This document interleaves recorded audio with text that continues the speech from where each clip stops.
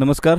प्रयोग मालाड आयोजित राज्यस्तरीय एकांकिका स्पर्धा आता आपल्या समोर चालू आहे. लघुनाट्य स्पर्धा. लघुनाट्य स्पर्धेचे आणखीन एक स्पर्धक माझ्या समोर आहेत ज्यांनी नुकतंच परफॉर्म केलं आहे. नमस्कार.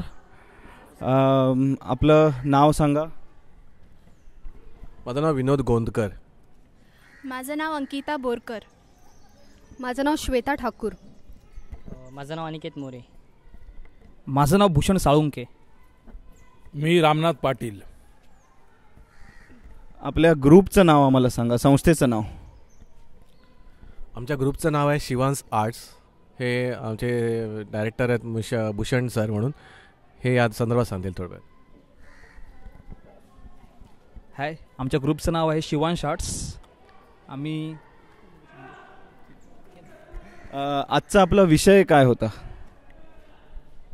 विषय हा होता की म्हणजे आज आपण मुंबई साईडला वीज खूप वापरतो, विजेचा वेस्टेज करतो, पण गावाकडे त्याच्याचमुळे लोड शेडिंगला सहन करावं लागतं.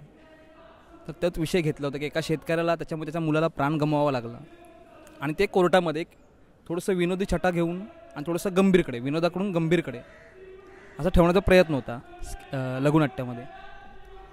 पण मला नक्कीच खात्री आहे की हा विजेचा मुद्दा आपणही पर्सनल लेवलला पाळत असाल, कारण की हा खूप गंभीर मुद्दा आहे आणि तुम्ही खूप सोशल विषय इकडे घेतला आहे.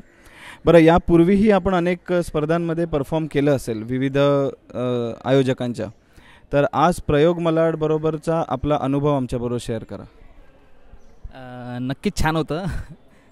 ॲक्च्युली बऱ्याच ठिकाणी म्हणजे अशा काही व्यवस्था नसतात, म्हणजे चेंजिंग रूम बोला किंवा खाणं पिणं जे असतं, म्हणजे आपलं घरात येऊन जसं खायला प्यायला मिळतं तशी ते व्यवस्थित सोय केलेली आहे. त्यामुळे खूपच छान वाटलं. म्हणजे कधी कधी फायनल एकांकिका फायनलला पण ह्या गोष्टी नसतात.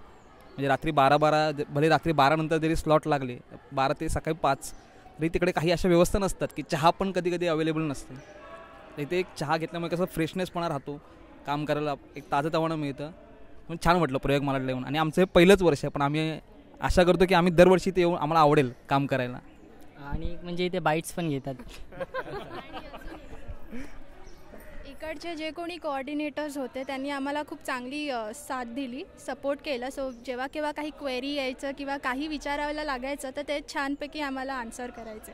सो असं कुठे वाटलं नाही की आम्ही स्पर्धेला आलो आहे. कुठे नर्वस असं वाटत नव्हतं, कारण लोकच एकदम आपुलकीने वागत होते. क्या बात. धन्यवाद. तुमच्या रिझल्टसाठी फक्त तयार राहा. तोपर्यंत आयदर एन्जॉय करा किंवा टेन्शन घ्या. धन्यवाद.